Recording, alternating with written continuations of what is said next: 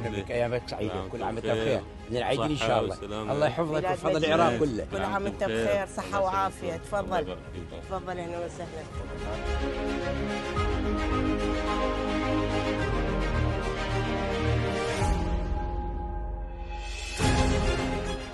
مسيحيين احنا نسميهم ملح الأرض، ومكون أصيل في بلدنا وشعبنا.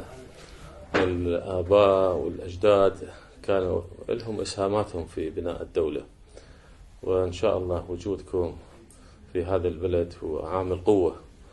يعني احنا نعتز بهذه باقة الورد اللي نسميها كل الأطياف في المجتمع العراقي.